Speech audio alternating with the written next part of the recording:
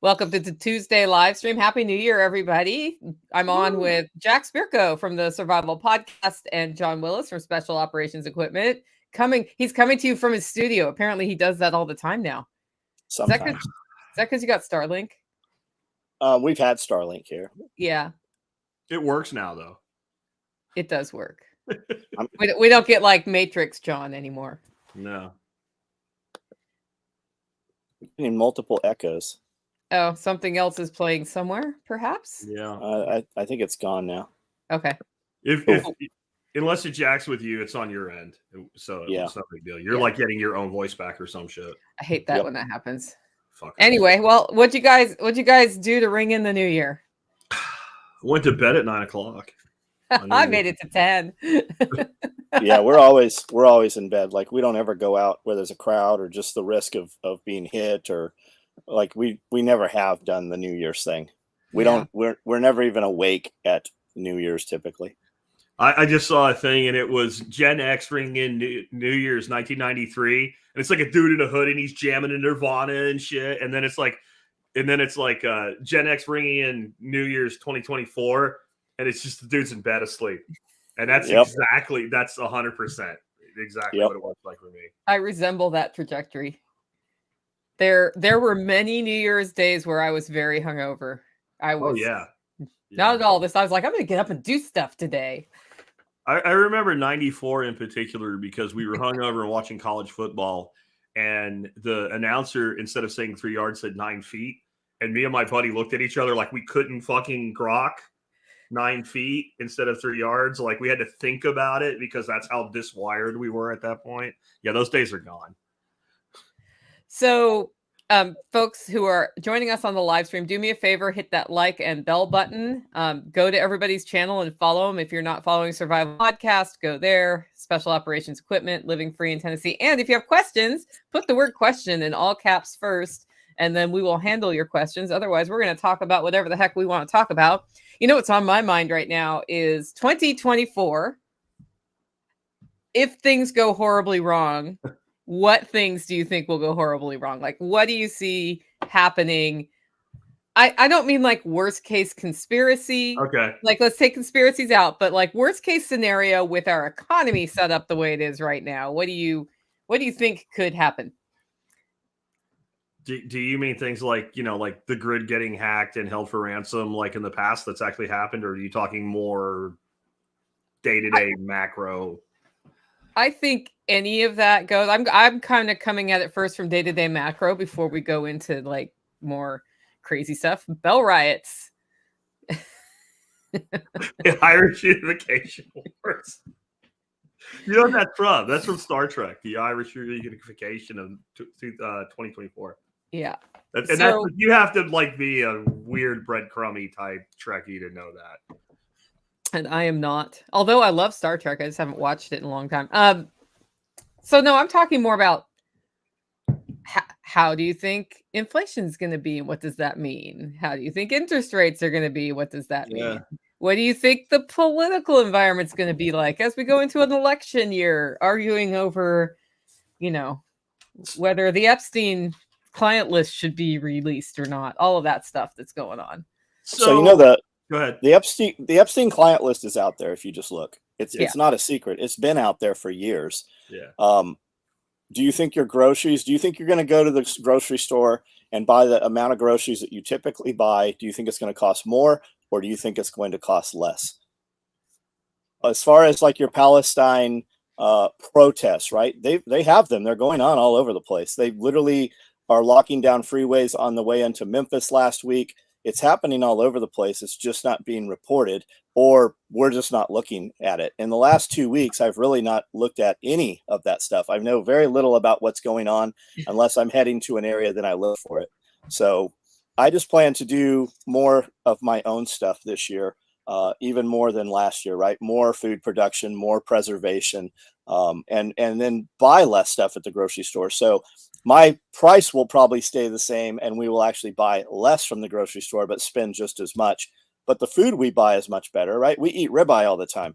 And when we eat ribeye at 6:30 in the morning, I'm not hungry at all the way up to lunch. If I eat eggs and, carbs with it though, if I eat an English muffin or a bowl of cereal or, banana, I'm hungry by 10:30. But if I'm just ribeye, I can go all the way to noon.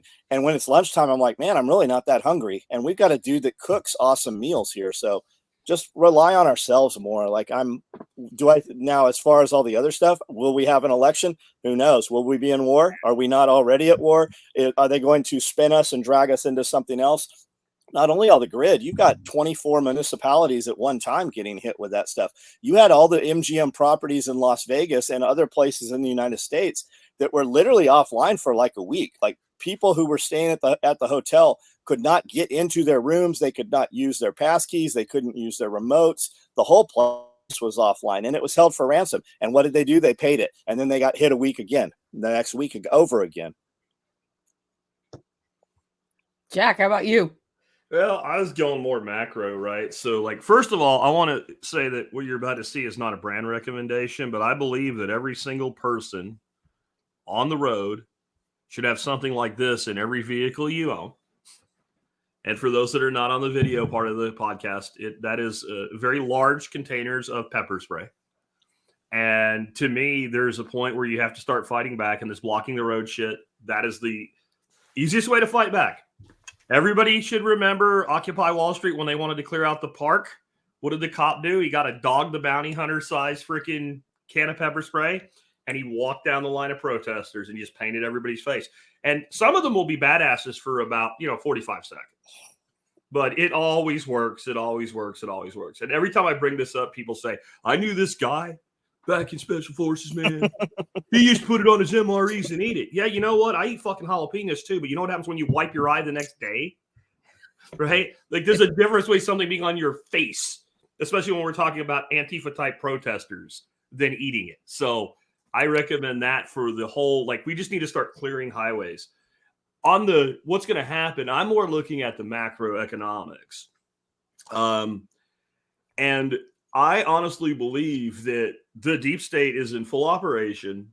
And I know that sounds conspiratorial, man. It's called continuity of government. It's been around forever. There's whole books written on it, by the people that do it. And it is designed to keep the orange man out of office.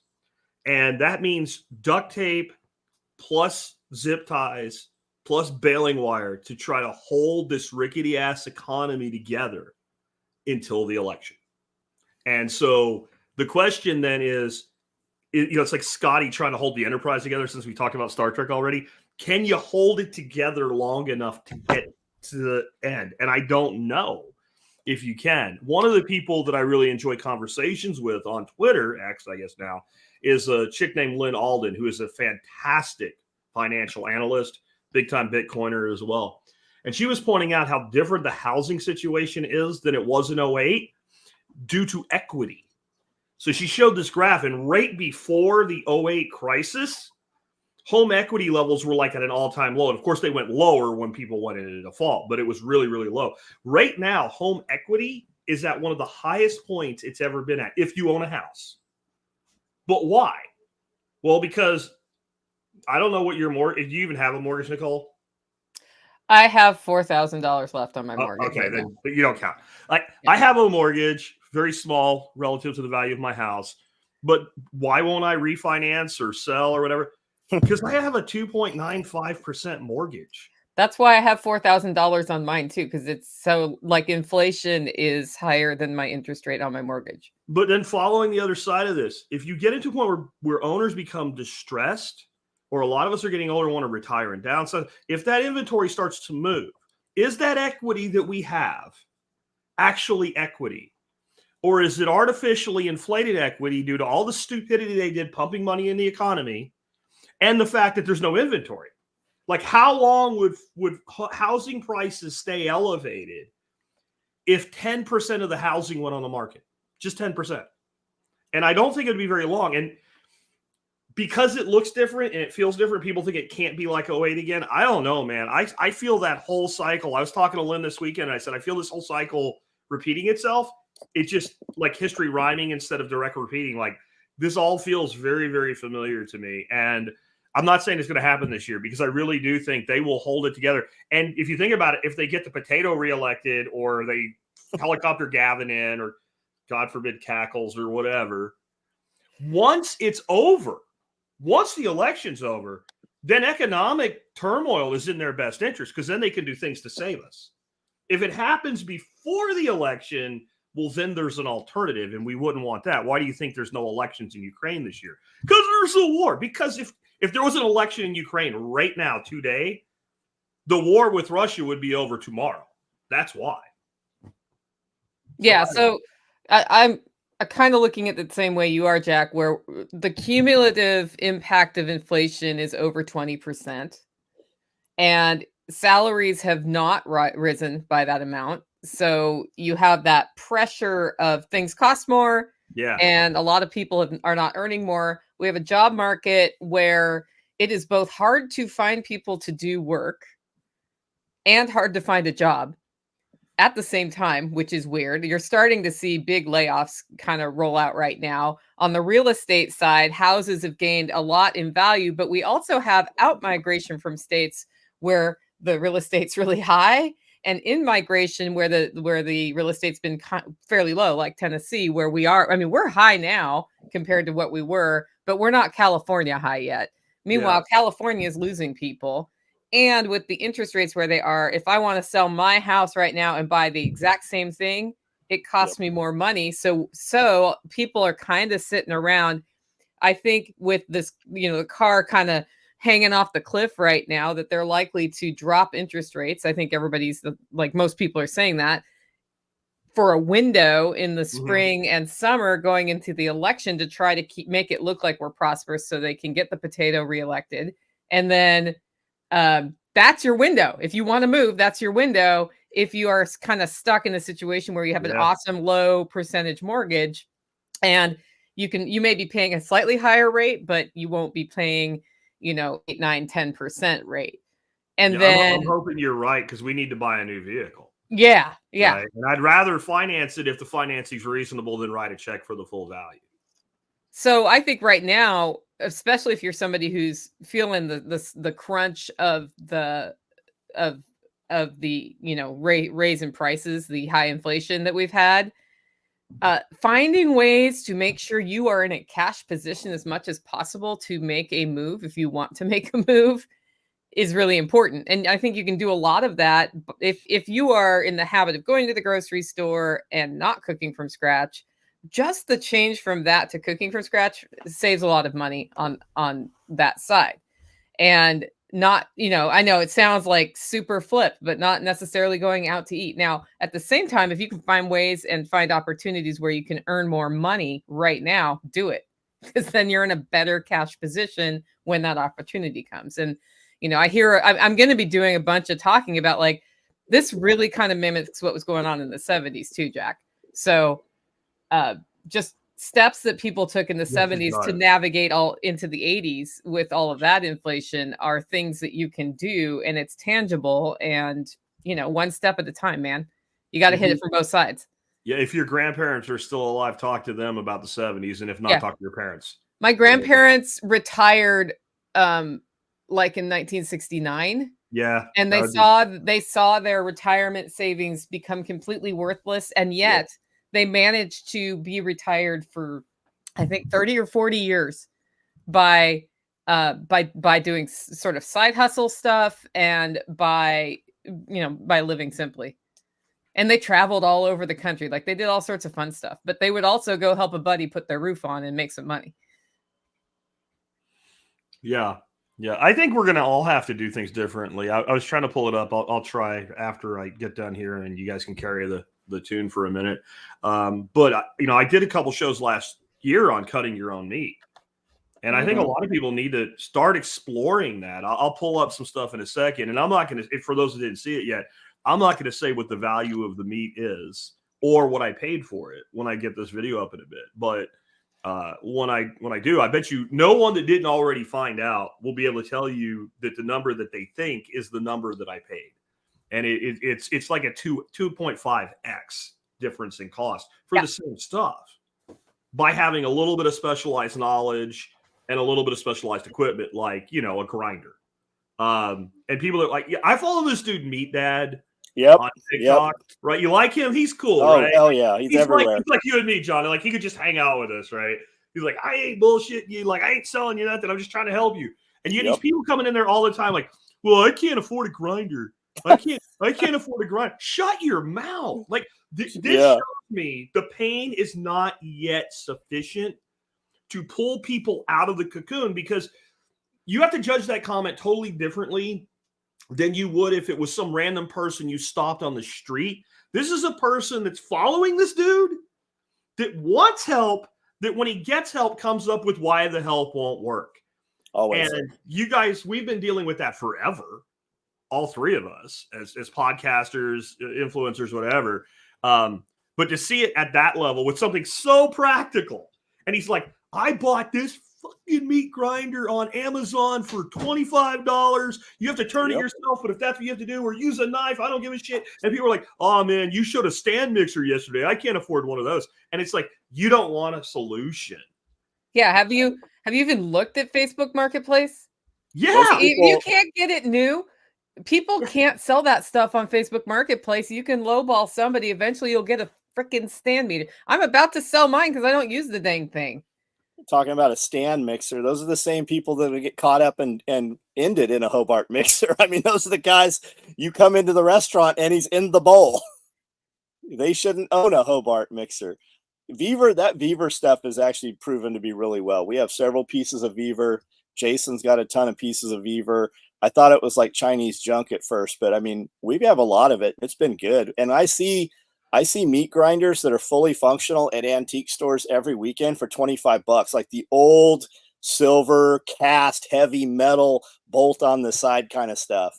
And if you I just bought a milk separator. The thing weighs probably 200 pounds and it's a big giant cast iron one. And you know what they have on Amazon for under $100? An electric one. Which one do you think we're going to use on a daily basis? We're going to use the electric one. I've got the Country Living cast iron grain mill. That thing's badass. It doesn't make as good a flour as the General Electric plug-in. We're going to use the power while we have the power. We've got all the other stuff. There's two ways to do everything. Yeah, I get whole animals, and that's been a great way for me to keep like premium meals coming without it costing a ton. And that's what we feed people here when we do events. And I even was this year at the butcher when they asked me how you want it cut. I was like, minimum number of cuts. I want all the parts, and then I will thaw out additional and do the finer cuts. So you can actually take that same mindset that Jack's talking about if you do whole animals, if you use a butcher, and just get bigger hunks. Like I have the whole eye of round to play with, two of them. What's the giant piece of meat all the ribeyes come out? That's a rib roast, right? The rib roast becomes ribeyes.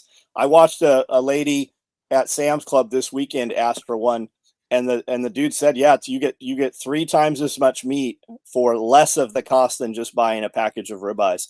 And they'll do it at Sam's Club, Costco, most of your grocery stores that have a meat department. If you can catch the guy there, they'll sell you the other piece. They'll bring it forward for you. So real quick, just here, this is from a truck roll that I bought at a Costco Business Center. Just look at it. You can read the description if you want to cheat. Don't cheat. But just look at the volume of the meat that's here in this. And, you know, what do you think? And those in the back are what are known as a Denver steak. The Tide roast in the front is chuck eye roast. So it's basically like a prime rib. It's just more forward on the cow. There's a ton of like pepper steak. And I could have cut that a bunch of different ways. There's a ton of like mock back there on that second board. That would be like mock boneless ribs. You know, what do you think you'd pay for that much meat if you walked in the store and bought it in retail packaging, just off the cuff? I buy ribeyes and they're, $30 a piece, depending where we buy them. You know, and that wouldn't be that expensive. But I did the math on that. It's about $240 a meat at supermarket prices.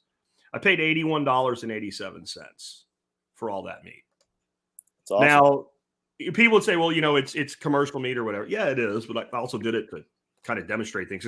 It's you get back to the same shit I was talking about. Like you try to help people and they want to tell you why it won't work. Right. So like when I say, well, I have a guy down the road I can buy half a cow from once a year, I don't have that.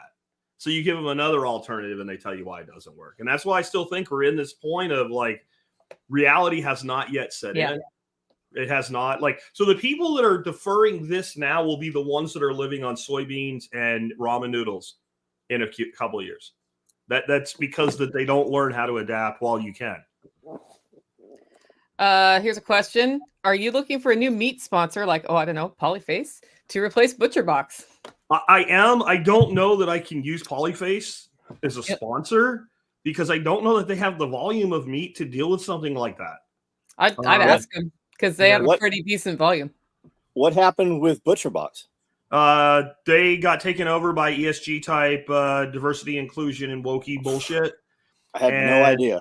The dude that I've worked with for 5 years left, and his replacement left, and I ended up with these 3 chicks that wouldn't even talk to me about it. They just said, we don't want to give you free meat anymore. And they said if for every 12 boxes I sold, they'd give me 1 box of meat. And I told them to go fuck themselves. Before I did that, I was very cordial. I said, I would like to get you in a StreamYard room. I would like to show you back-end metrics so you can actually see what's going on here. They have no interest, man. No, they didn't want to. What they did is they made it so untenable they knew I would leave. And then they kept giving me free meat for like 4 months because they were too stupid to figure out how to turn it off. I think they figured out how to turn it off. They finally figured it out this month, and I finally got charged, and then I canceled my account. But I've been talking to a company called Good Shop. I would like to bring on another meat sponsor. I would definitely be open to bringing on Polyface. But, I mean, you've got to have the ability. I don't know exactly what they're doing, right? So, I guess maybe if he's reached out beyond his own herd, I guess, or his own supply, because, I can do a really conservative estimate. So there's probably 2,500 customers of ButcherBox out there just from TSP. And so you kind of need a company that can scale with that kind of model.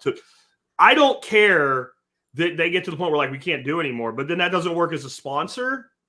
You see what I mean? Because now you've kind of maxed out, right? And then I'm still asking you for money every month. So I don't know what I'm going to do. I'm thinking about some of my sponsorship spots, converting them more to affiliate type things because I honestly make more money that way.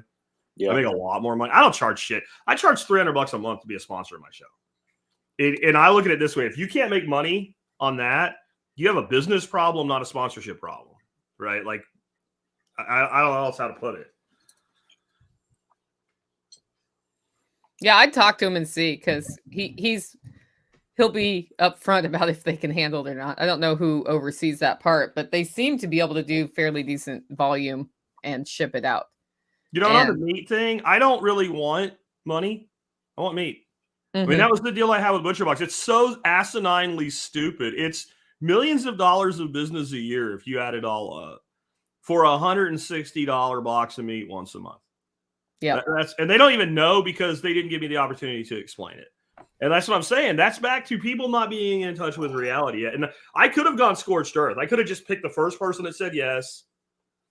And I could have just immediately started flipping people and then just said, does that hurt enough? Does that hurt enough? Does that hurt enough? Does that hurt? But I'm just not that guy. It's just not me. That stuff bites you later. Yeah. But I always have these elaborate fantasies of what I could do. I'm just like, I know I could flip 500 customers in a quarter on a recurring subscription at that rate. That's about $2 million a year. Even a big company might notice $2 million of revenue missing. I don't know. I don't know where to send them to, but we could definitely tell people to stop using them. I mean, it comes up pretty frequently. I'm trying not to be a prick that way, but I probably should. I've announced it. That's why it was even asked that they're not with us anymore. It's sad. The only reason I've had sponsors go away before. I don't care. The reason that sucks is because we did so much together so effectively. And I don't think what they realized is you have inside and outside sales, and people always look at like podcast advertising and all as like an outside sales role. There's a point where it becomes and this is now we're back to more general content that might help people. Yeah. There is a point with podcasting where a sponsorship relationship becomes an inside and outside combined role. And so then my job becomes for you not just to give you business, but to help you retain it. And a lot of these companies that are out, willing to sponsor podcasts, they're still looking in old school media in their mindset, or they're thinking of like the podcast that's a talking head from a TV show that has a podcast too. Like those people don't have the loyalty that we do. people know the names of my dogs. People know my birthday. People know the names of my grandchildren. You know, like people know the names of some of my birds. You don't have that kind of relationship in any other form of media that has the reach that podcasting does. But these new people into these companies, especially as they start bringing this diversity bullshit in, they don't understand any of that. If they did, you know, Bud Light would still be the number one beer of rednecks in America. Or Target or any of them, man. Yeah. just really? Did you think this was going to help you? And I don't even know that they do think it's going to help them. I don't think they care. It's the ESG stuff. They don't care, man, because the money's not coming from us, the customer. The money is coming from the financing on the back end. Have you heard this pushback about BlackRock owning all this stock? Yes. And they say, but BlackRock has non-voting shares. But BlackRock has non-voting shares. John, let's say your SOE was a much bigger company. It was public. Okay. And it was, a $500 million company, good mid-cap size company. If I'm holding 20% of your stock and I call up, you call you up and say, hey, John, if you don't fucking do what I want, I'm going to dump 15% of your total stock volume tomorrow. Whether I have a voting share, does it matter a square root of fuck all that I don't have voting shares in your company? Or can I tank your stock price at will anytime I want to and get you fired from your own company? Because once you go public, even John Willis then becomes like chairman of the board or whatever. And the board can ask friggin' if you could dig them up. I guess not Tim Cook, what's Jobs, right? Can you get fired from the company you founded? Absolutely. It happens all the time. So how much leverage do I have when I'm sitting on 15, 20% of stock of any public company, let alone 1,000 of them? Yeah, it's Vanguard, State Street, and BlackRock. And that's it, right? We start these companies, and then once these companies go public, we really have no say, and we lose interest in the company. The people running the company they don't care about the company, right? They're getting a check no matter what happens most of the people following those orders. It doesn't affect their bottom line revenue. It doesn't affect them in their lives at all. They have no vested interest. Most of the people running the companies didn't start any of those companies. Yeah, I would never take a company public at this point in history. I would never do it. I think like one of the few things that really made sense about what Elon did through the purchase of Twitter was taking it private. Not like buying it in the public space and leaving it. Like if he left it as a public company, he would have no control over it right now. He had to take it private. I think he's done some other dumb shit, but at least he was smart enough to do that. What, you don't approve of the name change? I don't care about the name change. That's his own stupidity. I love hearing everybody talk about it. X formerly I love when people are writing articles 6 months later still going X, formerly known as Twitter. That means your brand change did not fucking work. That's what that means. Man, I think that's great. I should do that with my company because everybody talks about it. We are here talking about it. Yeah. I mean, everybody still uses the platform. You should call it the brand formerly known as SOE. We did when I came back from prison. It was original SOE gear. Yeah. And then there was a lot of question as to what those were, you know? Yeah. It worked. The brand formerly known as SOE. Yeah. I like SOE Media. SOE Media. Well, they jump on that because that's Sony Online Entertainment. So we'll see the gamer kids, you know, questioning that when that name comes up typically on Reddit. Yeah. Again, back to the core thing though. I think we're in a point where people don't understand where we're at. I don't. I think the pain that's coming is, I think some people do and they refuse to accept it because you don't want to look at it. Kind of like when you feel a giant lump growing in your intestine or your side and you think it's probably cancer, but you won't go to the doctor because when it gets diagnosed, it becomes real. I think that moment is happening for a lot of people economically right now. Well, I also think this is why I think this whole thing about the home equity thing that we were talking about at the beginning is yet to be the trap that falls over. There are a lot of people, I believe, right now that are maintaining their homes by the skin of their teeth. Yep. And they're going deeper into credit card debt at 20, 24, 25% interest every month. And there has to be a point where they realize, okay, I'm never going to pay this off. It's never going to happen. Like, even if the economy gets better, I mean, you guys have had to pay off debt before. You know what it's like. The average person, if they're sitting on a $30,000 credit card bill with a 24% interest rate, you could double their income. They're not paying that off in 20 years. Took me $40,000. But you made it a very, like, you are 1% of people that will make that, like, come to Jesus moment. This has to end. I'm going to do this. That was not a happy day for me when I realized how much of my money that came in every month just went to service interest. I was like, half of my income is now going to interest. This has got to stop. If you are out there listening to us and you need to have Nicole's moment to do something about this problem, you need to think about it. I phrased this probably back in 2009. I think it was the first time I talked about it this way. You need to stop measuring your debt in dollars. Measuring debt in dollars is a way to hallucinate yourself or hypnotize yourself into thinking it's okay. And believing bullshit like, if you don't owe somebody money in America, you're nobody. Some other bullshit like that. Measure your debt in time. How many hours of my life do I have to give up to make this go away? And then realize that number gets bigger every day until you bite the bullet and do it. And when you do, it should, if you're a breathing, thinking human, scare the living hell out of you. You start realizing this is 5 years of man hours of my life. Yep. It's terrifying. When I did it, we had about $50,000 in debt long time ago before TSP. And I'm like, I'm not doing this anymore. That's downer. We're supposed to be excited. It's supposed to be it's the new year. Let's talk about that. Yeah. But I mean, a lot of people right now are looking to change what they want or where their future goes. And it is worth every bit of pain I ever had to have had that moment and to have continued to make myself pay off that debt for 5 years. And if you listen to my early podcasts, I was paying off debt the whole time. And all of the things that I learned from you, Jack, and I learned stuff from John when I was like, by the time John and I were talking, I was mostly out of debt and growing the income side. He totally helped me see that with a different perspective. Like all of those steps wouldn't have happened had I not taken the time to do the math to figure out where I was and that I was going to die poor with my Social Security, like being debited by somebody, basically, if I didn't make a change. I was trying to celebrate for Mike there, but my reaction thing's not working. Yeah, what's up? It's not working. There it goes. There we go. Woo! Yeah, Mike says he's got 3 years left and his house is paid off. That's great. Okay, so Nicole, let's play devil's advocate. So you just explained the pain you went through to get out of debt. And this is going to be the response to half the people that are in debt right now.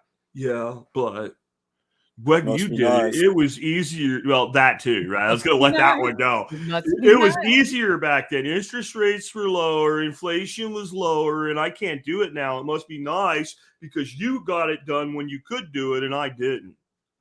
What do you tell that person? Oh, that's just a load of crap. It was never easy. And even if it's harder now, if you do it now, the skills you get will be better than mine. But really, it's like I started by stopping the bleeding. And then I started getting ahead of the game. And I learned a lot of different things. It wasn't just the debt snowball thing that I did. I learned about rolling cards to cards at 0%. You pay 3% to do that. So my requirement was it was 12 to 18 months minimum time so that it was just that 3%. And then exactly. I was able to take my interest and divert it to principal. And that was a lot of the trick. But when you do that, the trap is now you have 2 cards and you can run up the other one. So I had to just not have them with me. Like I literally had to learn like a little baby how to manage my finances. But, you know, that's a lot of like over 18 months is less than 20% a month for 18 months. Right. Absolutely.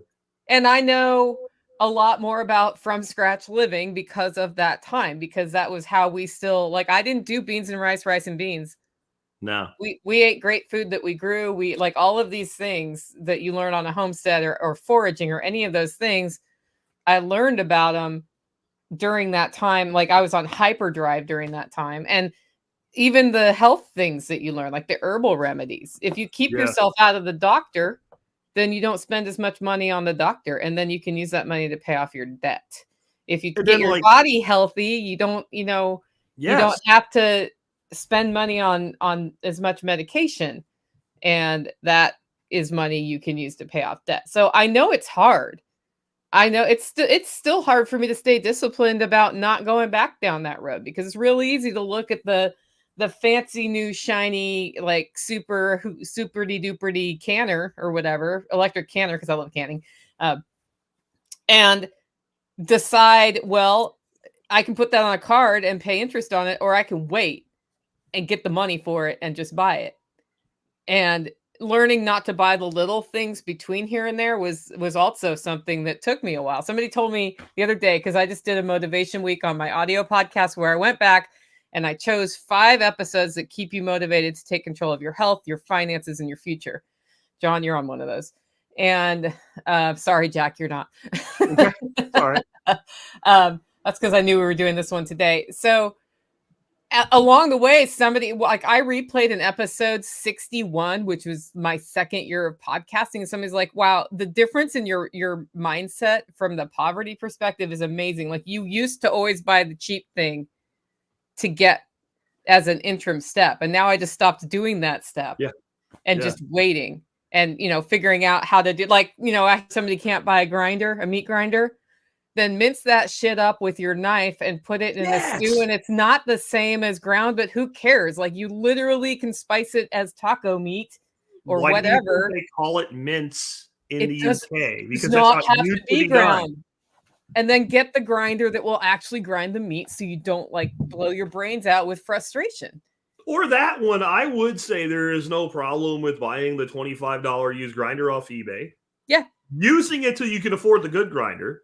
Then either save that one as a backup or throw that bitch back on eBay and get your $25 back. Like, there are certain purchases to make in the secondary market that can just be recycled.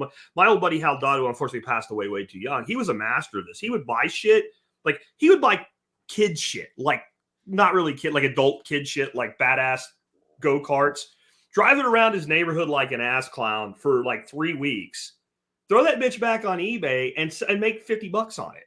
So he got paid $50 to behave like a child for 3 weeks, and he enjoyed himself, And if you're going to die young, you might as well, I guess, So I mean, there are some places that, but I think not buying things you don't need in that interim is a huge thing. But I think like the balanced approach is kind of like what you mentioned, like getting, for me, is like, let's cut off the bleeding, and then John, you grow the revenue. You have to do both one way or another. Like, the things I want to be really hard on in 2024 with my content. Bitcoin 1, that's coming tomorrow, guys. We're going to talk about being generation 0 in Bitcoin tomorrow. And would you get on a multi-generational starship, right? But also growing revenue. And I don't care if you're an employee. Well, then you better be the best damn employee out there, and you better figure out how to make more money as an employee, how to make your money go further, and how to like grow the fuck up. I mean, I hate to put it that way, but we have a generation. We have generations. Least I be just picking on the young children in the audience. Generations, 3 or 4 of them concurrently existing today, and all of them have an unbridled share of children among them. In fact, the one that we should pick on the least is the Z's. Of course, they're children. Look at their age. They're supposed to be children. It's okay to be a child when you are a child. But when you're 40, 50, you got to grow up. And I think there's a lot of opportunity to grow up in the coming decade, and boy, you better do it.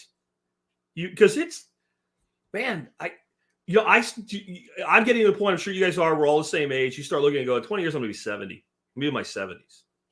I better do some shit with that time. Well, I'm here to tell you, like, if you're 30 and you're like, yeah, you'll be 50. Like, yep, it'll be like that. Do some of your dash, man. These are the good old days, right? Everybody wants to talk about the good old days and why they can't do things. These are your good old days. They're never getting better. Like, they might get easier depending on what you do right now. Everybody's waiting on the cost of ammo to go down, the cost of mags, or the cost of whatever. That shit's never going down. When they added the fuel surge, the fuel tax, that motherfucker didn't go away. They just stopped itemizing it. When they added the COVID tax, we literally had bills of lading invoices coming in that had COVID tax on them. That shit didn't go away. They just stopped telling you they were doing it. The price is never, ever going back down. And like Sonny said, when you're poor, you can't afford to buy trash. And Nicole, you want that canner. I don't have any concept what canner we're talking about, what that costs. Let's say it's $500 and you simply can't afford it. I go back to, I've been saying for years, the most valuable thing you have is an audience right now. If you went out and wanted that thing and you know you could buy it on credit, you could put up a post. Hey, I will can these things. You bring me the meat or I'll provide the meat. This is the price. I will spend all this weekend canning. You can come pick this up. This is the cost. Now you could pay that off. And I would wager to guess, since we can get a Harvest Right freeze dryer through Home Depot will give you 6 months, same as cash, right? So you can go buy that larger XL freeze dryer and you can put it on that credit card and you have 6 months to make that shit work. I'm of the belief, leverage yourself to the point they're going to take all your shit, burn those boats. You're never going to have any option to fail, and you're going to make it work, right? You're not going to go to sleep. When am I going to go to sleep? While I'm sitting there on that sewing machine and my head hits that machine. When am I going to go to sleep? While I'm loading those trays into that freeze dryer. And we both know that a freeze dryer runs for 36 to 48 hours. So we got a lot of shit. We can can a lot of shit. We can cut up a lot of meat. We can run that pressure canner. We can run that water bath canner, and we can have people pouring in to give us money and pay those cards off. And now you own the equipment if you truly want the equipment. It's just how people look at it. We don't have time. Focus. Yeah, we don't have time to convince motherfuckers to get out of the city anymore. Those people are going to be dangerous. Stay away from stupid people. Don't go stupid places and do stupid things with stupid people this year. And more importantly, disallow your access. If somebody's irritating you, remove them from your life. What's the number one question if all of us get, if we really, I mean, there's several of them, but one of them is how do I get my wife on board? Why do you have to get your wife on board, right? Why aren't you just doing those things? Just do it. Whether she's on board or he's on board, man cave, she shed. Why do we have to have that shit? Why don't you just have a life? Why don't we just have a life where we want to be inclusive? You know what Amanda did? Amanda's like, hey, I want this backpack. We're looking I've got 85 backpacks hanging out there. My woman, we're setting up an apothecary and an outside kitchen in one of the other buildings, right? I'm very lucky in that. But if you're wondering how to find your spouse, then maybe you should be the person that she wants, right? Be the person that your future family needs before you even have the future family. Fitness is free. There's a ton of shit we can do, but everybody's worried about what we can't do. Yeah, divorce her. That's right. That is so sunny right and there. If you don't know Sunny, that is not a joke. Yeah. How do I get you married the wrong bitch? Like, we say that all the time. We've said it so many times, it became a podcast that Amanda and I do. Well, how does somebody stop you from making your life better? Like, when you decide, nobody should be able to stop you. Yeah. I mean, you motherfuckers sneak and hide money because you're in some fucked up relationship where you have to do that. Can you not sneak and work out? Can you not sneak and lose some weight? Can you not sneak and fucking save some money someplace? I mean, come on. Yeah, the working out thing, like getting in shape, that's going to be another one of my big things to push to the audience. And like, this all ties together because as soon as you say that, well, then we got to alter diet. Like, working out's great. Working out's great for building muscle. Working out's great for tone. Working out's great for your cardio fitness. It's good for your mind. But you can't outwork eating garbage. I'm sorry. And I don't know, John, you eat a lot of fucking candy and shit. Maybe you can, but most people can't. Like, I don't know. You said something about candy or cookies or some shit. I don't know. But you can't like, you can't go around eating garbage all the time. When you're 28, Jesse was just saying 28 is a long time ago. You can get away with a lot of things you can't get away with in your 40s and 50s as you age. And so you have to change your diet. So now you have to change your diet. Well, now you have to eat better. Well, now we need to up the protein and the fat. All right. So now we're going to start cutting meat. Now we're going to save money. But then you got to tell people, like, we just did a show with Ken Berry right before the shutdown about different levels of improving your diet. And we didn't start off with go carnivore, you're going to die.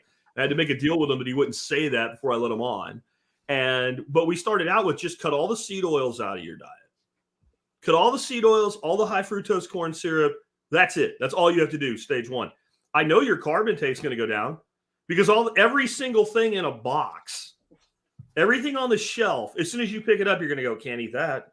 Can't eat that. Where are you going to go now? You're going to go into Nicole's world of cooking from scratch because you're going to find out that everything that's pre-made is all got that shit in it. So then you're going to have to make your own food. Well, that's going to improve your health, and that's also going to give you more money. Now you're going to have more money. Now take that money, and instead of going, woohoo, I have more money, go invest that shit in yourself, in your business, in your education, in your equipment, whatever it is, and increase. And like, we need to be asset building. Like, this is the real difference between rich people and poor people. Isn't about debt or anything. There's different ways debt can be leveraged. Lots of rich people leverage debt, but it's really about what do you buy and never sell? Assets that accrue value. What do you never buy with your own money? Assets that decline in value, right? You never buy an asset that declines in value with your own money. That's dumb. You let somebody else's money do that stupid shit, and you put your actual equity into things that appreciate in value across time. Well, that includes not just like real estate or something like that, or Bitcoin or silver or gold or whatever. It includes you. It includes your mind, your skill set, your abilities, your business. And you all have a business. I'm going to say this one. You all own a business. You Inc. You that goes to work every day for a guy like John, who John says, get the fucking work or you're fired. You have a business. And if you work for a guy like him, you're actually better off than if you work for HP. Because if you went into John and said, I just want more, he'll go, what do you want? Get on it. Show me. I'll help you make it happen. And there's so many of you, you're sitting with employers like that. You think he's an asshole because he actually requires you to show up on time. I don't mean the people watching this. I mean, you think your boss is an asshole because he actually requires you to show up on time. He gives you shit when you don't, and he threatens to fire you if you don't do your damn job. That's not an asshole. That's running a business so it doesn't go under, so he can keep paying you. That person, it could be your key to your next level if you went in and gave it 1,000%. And if you treated it like it was your business versus your job, even though you're still being paid on a W-2, you would. And we have got to get in that mindset, because there are two classes of people are not going to be poor and rich. They're going to be entrepreneurs and non-entrepreneurs. That's your class differential going forward. And it doesn't necessarily mean owning a business. It means the mindset of how you treat the value of your knowledge, your labor, your skill. So Sonny is saying this. They buy gadgets but refuse to learn proper push-ups. They listen to motivational speakers but can't force themselves to be constantly consistent. As a person who struggles with consistency, what I learned is if there are things you need to do every day, you do them first. Like what I do with my first hour of the day gets me over that. And then the rest of the day goes fine. So if I know that I need to exercise, it's best if I just get up and exercise every day. Correct. Out of the chute. Like I didn't today because I wanted to do things for this, but I am scheduled to exercise right after this. And I made that decision. This book is called Outlive by Peter Attia. And this is one that Doc Barry recommended on a podcast. I think it was an interview John and I did with him this summer. And I walked out of that, and I told my dad to buy it. And he said, I loved reading that. I wish I had read it when I was your age. And this is about what you can do to set yourself up for longevity and having your health last longer into your later years.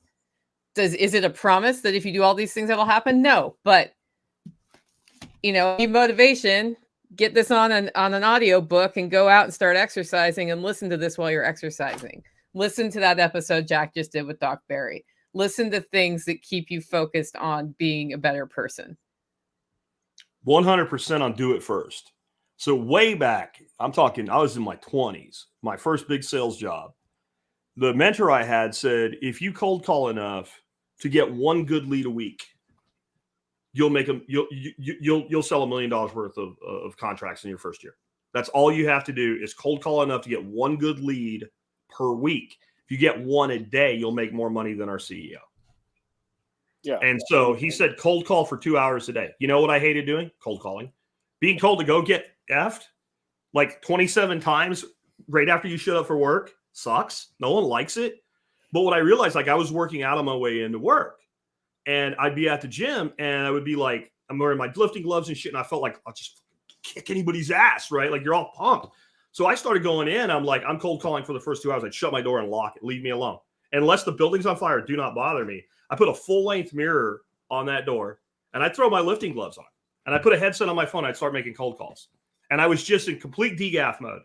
Like, I don't care what this person says to me. If they're going to tell me no, I want to know now. I want to know in the first 5 seconds so I don't waste another breath on the person that's going to tell me no.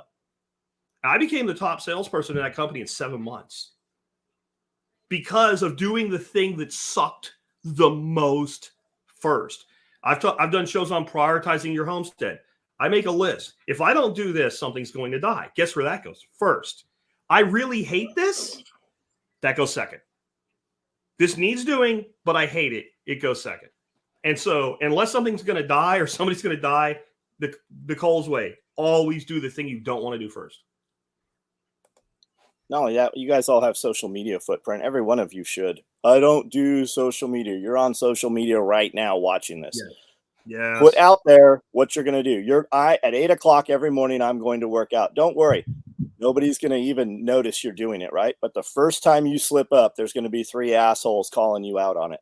If you're really going to do it, prophesize it, put it out there, make it a big deal, right? Hey, I'm going to do this. I'm going to tag 3 people that need to do it. Don't worry. They're not going to interact with you. They're just going to ignore you. But the first time you don't, one of them will be there to be like, hey, what happened? I didn't see you. Yeah. Yeah. If you're going to do it, do it. That's why CrossFit was such a good fit for me when I was doing it. Is like, if I'd missed a workout, I'm getting text messages. Nicole, where are you? Are you sick? Like, why aren't you here? Is it because you can't get off your butt? Get off your butt and come to the later class. Like, we haven't seen you today. That was the gym I was in was very helpful in that way. And I needed it. And I knew I needed it. So I set myself up for that. That's actually why I declare public things on the podcast. It's like, well, now I told my audience I'm going to do 75 hard. So I really can't fricking fail. That's why for the first 70, 80 days of when I started losing weight, I did a YouTube segment every day that had nothing to do with the podcast. It was totally separate because now I'm accountable. Every day I was giving my weight, what I ate, and in the day I picked up a 35-pound plate and dropped it on the floor and said, that's how much I've lost in the past 3 months. It was worth it. It doesn't feel like it's worth it when you're not having a drink when you want one, or you're not eating something at a party or something. But once you get to dropping that weight, you realize I was carrying that shit around. Right? And so many of you, you're carrying around not just excess body weight. You're carrying around so much bullshit. Every single time you're like, well, I would if I could, or I wish I could, or it must be nice. Like, that's all bullshit you're carrying. Like, I heard somebody explain this, and it was about getting rid of a relationship, but I've kept it. And I heard this back. I was like in my teens. And this guy was explaining to this chick, like, this guy was a complete loser she was with. And he was sucking all the energy out of her. And he's like, it's like you have a busted ass car with bald tires. And then you have all this baggage and this dude sitting on the roof of your car won't go anywhere. The first thing to do is throw his ass off the roof. Now your car will move. And then you can get to work. And then you can buy some new tires. And then you throw all the baggage out and get some new tires. Now the car really goes. And then you can buy a new car. But until you dump this shit, you're just going to sit there and spin. You're not going anywhere. And you're having all this sucked out of you. Well, that's a metaphor for so many people in life, right? Like, there's so much bullshit about my past. You don't know what it's like. If you're using terms like you don't know what it's like, or it doesn't even matter. We can play the whole, like, who's poor, you or the son of a bootleg coal miner, if we want to do that or whatever. But that doesn't really help you, right? To know where I came from, or where John came from, or where Nicole came from. What helps you is to realize, as long as you're doing that, you're clinging to your bald tires, your busted ass car, and your baggage. And that shit needs jettisoning.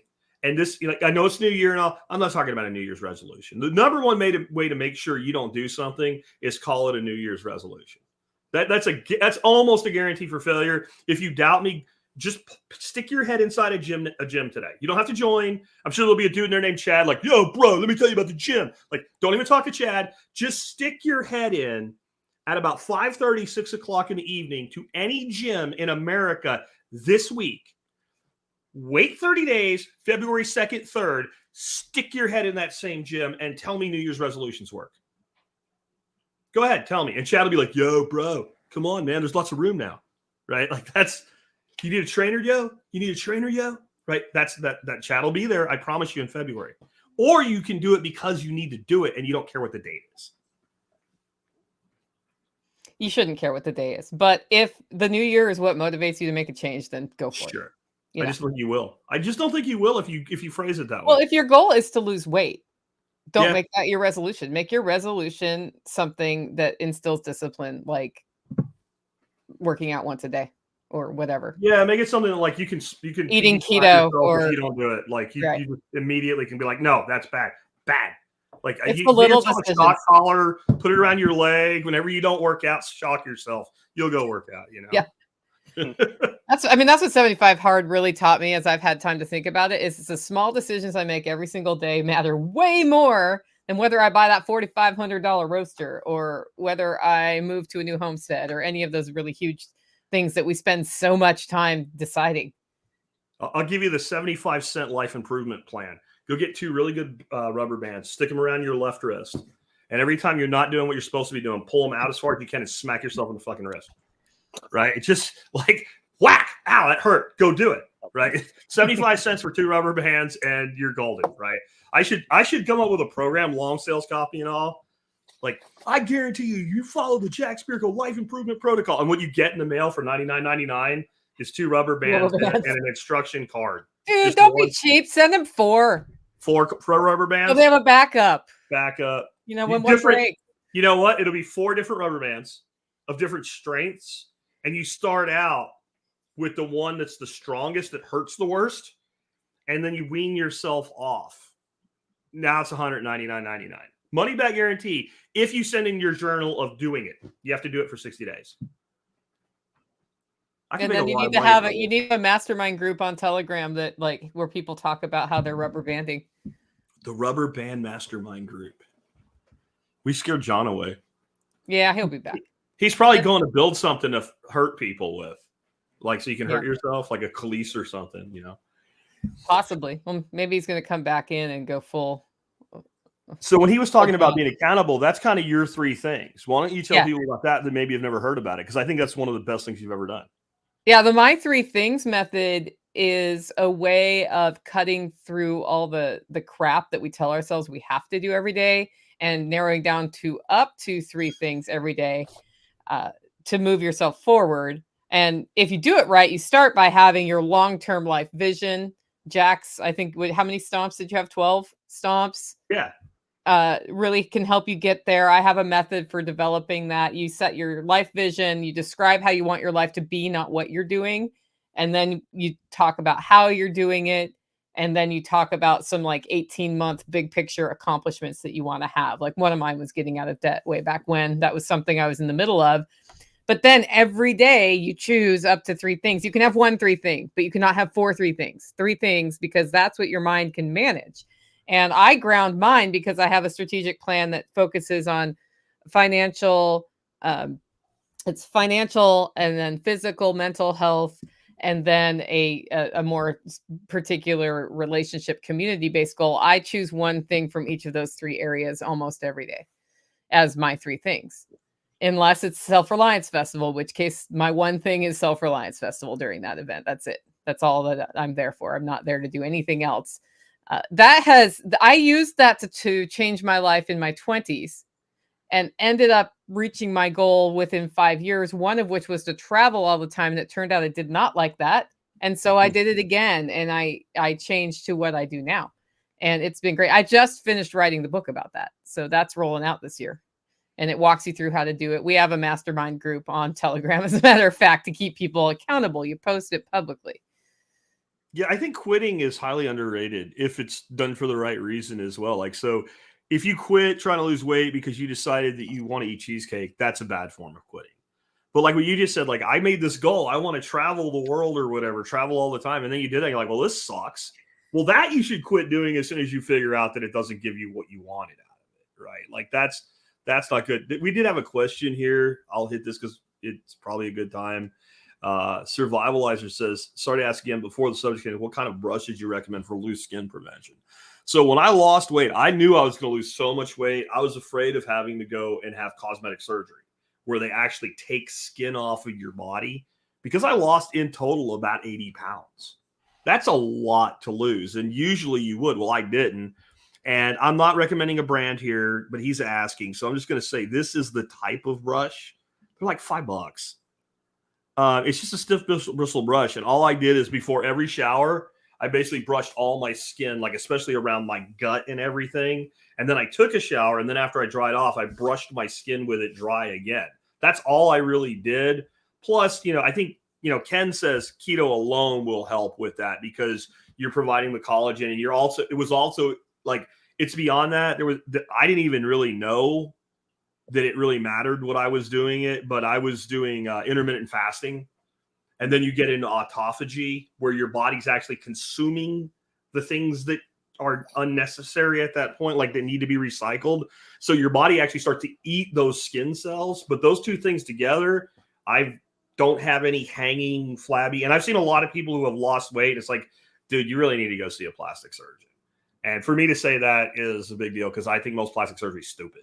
Like, if you get disfigured, that's what plastic surgery is for. Like, all the, like, trying to stay young when you're 90, like, look at celebrities that do it and get addicted to it, and you'll see why I don't recommend it. It's that surprised look they have. Yeah. Yeah. Like, there's some point where, like, no matter how much money you have, a doctor should say, no, bro, I'm not doing this. But I guess when you have that kind of money, you know, Joan Rivers looked like the Joker by the time she went. Like, She wouldn't smile. Was she the one who wouldn't smile? Because she didn't. I don't think she could stop smiling. She was literally like this. Oh, okay. It was somebody else. It was that lady. I can't remember her name. No, never mind. It'll come to me. They killed her because she told everybody Obama's wife was the tranny. Yeah. Man, that rumor will not die. She's like, everybody knows it's not it. a rumor. Like 3 weeks later, you know, in the arms of the angel, like, she's gone. That rumor won't die because that's not a rumor. Yeah. Oh, no one's explained yet what the bulge on Oprah was. So I'm just going to leave it there. Like, when you explain that, we can talk. Like, and if you don't know what I'm talking about, just put Michelle Obama penis on Google. Make sure safe search is on, because God knows what you'll find otherwise. And go to images. And go to images, and then you tell me what that is. Just put in Mike Obama tranny. You'll find it. I just safe search. Safe search. Okay, I'm trying to get a question up, but it's fighting with me. This is about Coinbase. Okay. Network fees have gone up. Yeah, so I don't want to turn this into a Bitcoin episode, because we're going to talk about this tomorrow. Okay. On my show. But the short version, there's a thing called ordinals, and there's basically space in the Bitcoin blocks where people are creating these stupid JPEG images and encoding them in the blocks. This is making sure that all the blocks are full, so there's more data in each block as each transaction block goes through Bitcoin. This is raising fees for everybody. It's actually a network where the more use, the more cost. Okay.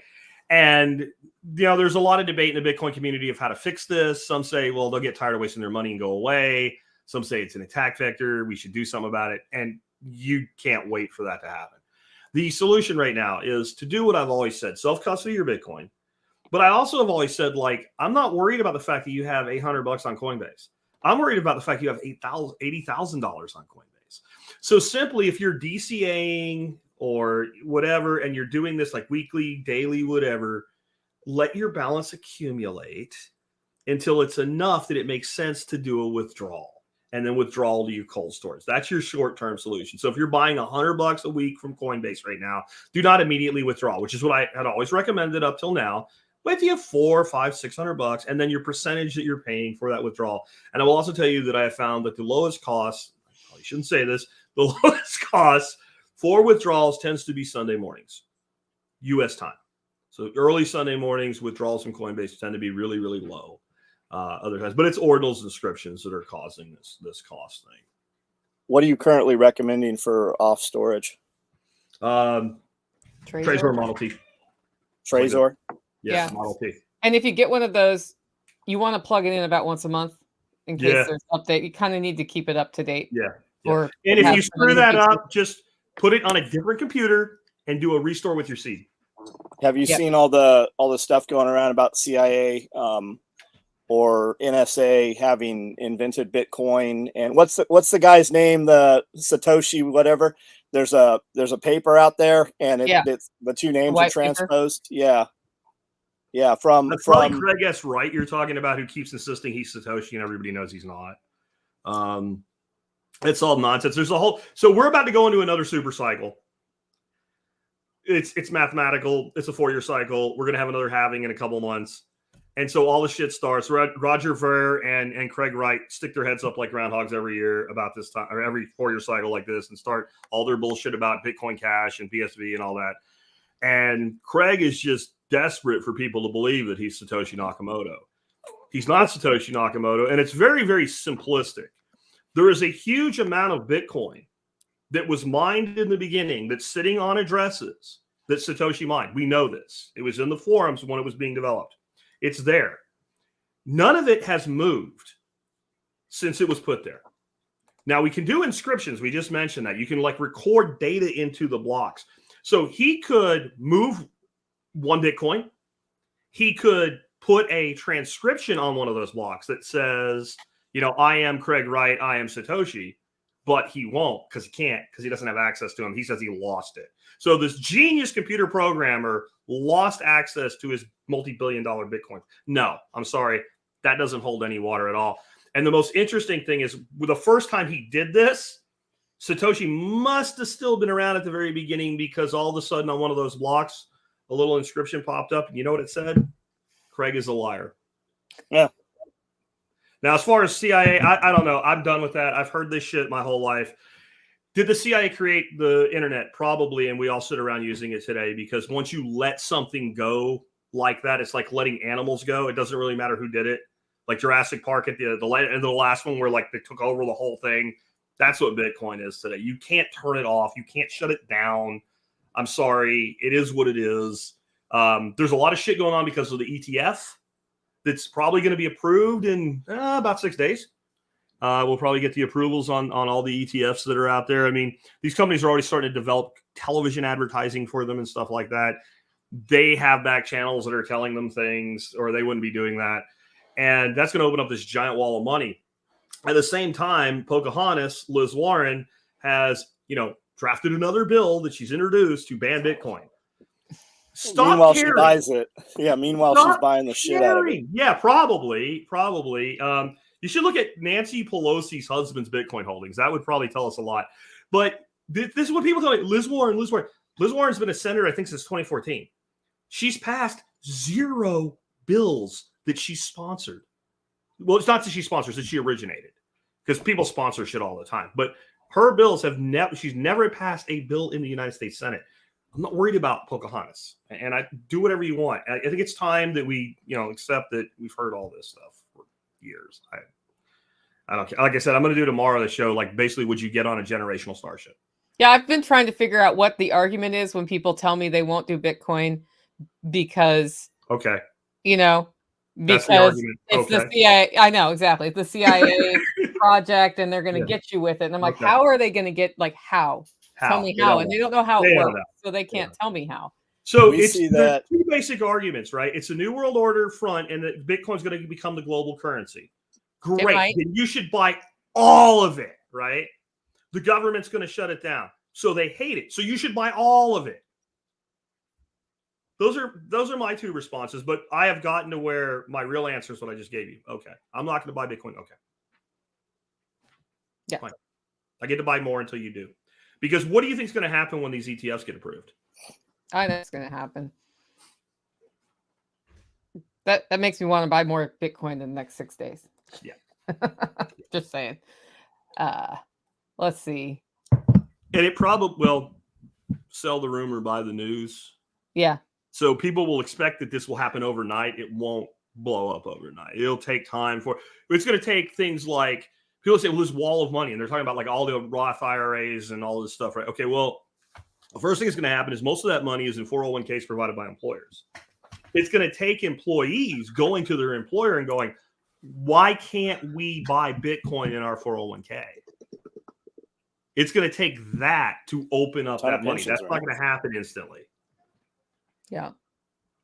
Here's a question. What's your biggest goal that you want to accomplish in 2024 from Hogs14? I've decided that's how you say that name, by the way. I heard you try to say his name once on one of your live streams. I'm like, that happens to me too. If he wants his name said right, he needs to make it easier to pronounce. He's Hogs now. Yeah. You go first, John. We're just doing the same shit. What was today's what? The second? Yesterday was the first. On the first day, I had a new sheep born. I've got another one that's about to drop one. I went out and built a lean-to yesterday. I started framing in this other tiny house that has a porch to make it a greenhouse on that front porch. I did all the other shit. I was up at 4:30. I worked out. I ate prime rib or ribeye twice yesterday and already ate it this. I'm doing all the same shit, all the exact same shit. I'm not trying to figure out how to spend less money. I'm trying to figure out how to make more money. Not really trying to figure out. It's just simple inaction. If I'm not making more money, I'm going to do the same stuff. I am looking to buy an old truck, like a really old truck. But we're just doing the same shit, man. Okay. Jack, how about you? I am aggressively building an online education program for people to learn how to grow their own food. And I have completed my first course, which is on bioreactor composting. It is done. Tom is finishing up the site so we can accept payments and do discounts and stuff like that.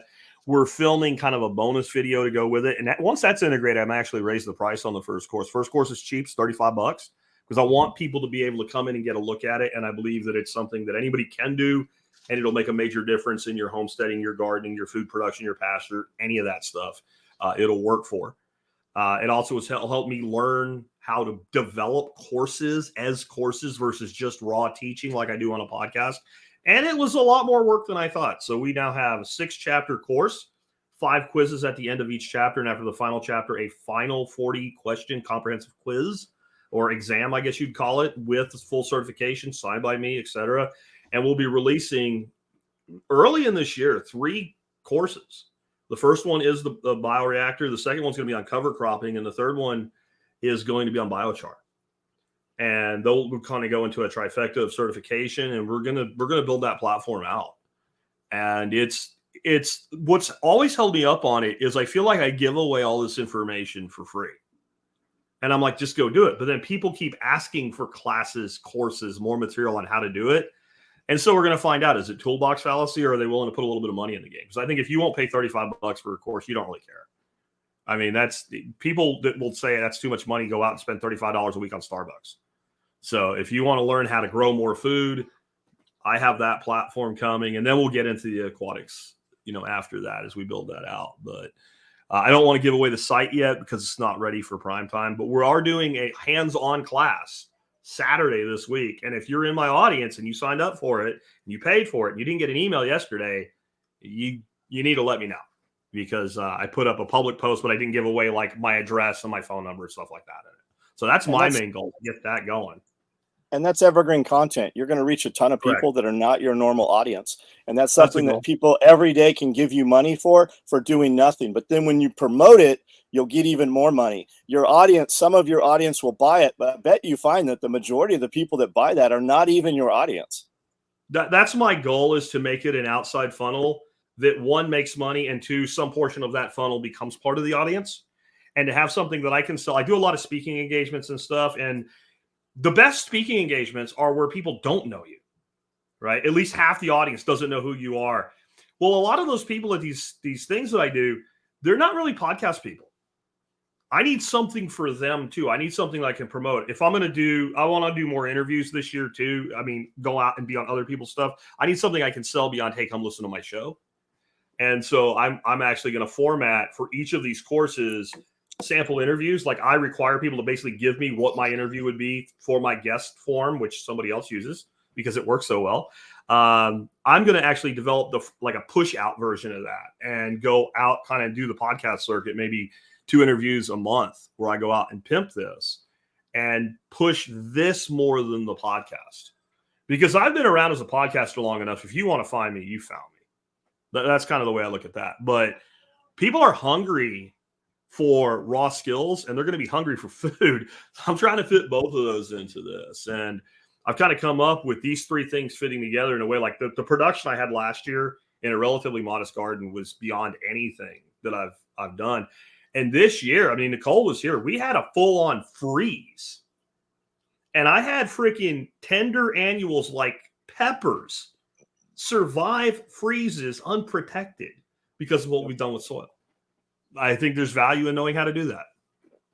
There's a lot of value in knowing how to do that. My biggest goal is to hone in on the best places to put my attention. And that is my word of the year is hone. And it means a lot of things. I have some ambitious projects. We've got 2 more self-reliance festivals coming up. My spring workshop is going to be focused on more back to the basics on skills. So some wild crafting and some other things like that. And the book, My 3 Things, is coming out this year. I'm doing a homegrown cooking project with Don Gorham, where we go nose to tail on animals, because people buy whole animals and then they stick around with that cow's tongue in their freezer until they feed it to their dogs. And it's one of the best cuts, actually, of the cow if you cook it right. And it's not hard to cook. So we're going to be doing a lot of fun stuff like that. But what I realized last year is I was focused so many different places that I needed to make better decisions about priority. And so this year it's like every day I journal about it right now. Where am I putting my attention? What's bringing the best benefit for the community and for me? So it's not really a goal. It's just a focus. That's not a goal. You just did it for me. I have a word of the year now. Build. Hone. Build. Mine's build. And I'm going to on tomorrow's episode, I'm going to push that and give you credit for it. That everybody needs a word of the year. That you judge your progress for the year by that word. And no matter, you don't take my word or Nicole's word unless it fits. Like when you said that immediately after what I just said, that word came to my mind. Give Jenny credit for it, though. This is okay. All right. I took it from her. It totally fits my 3 things. I have a chapter on it in my book, but I totally took that from her. As much as I would love to have credit for that. All right.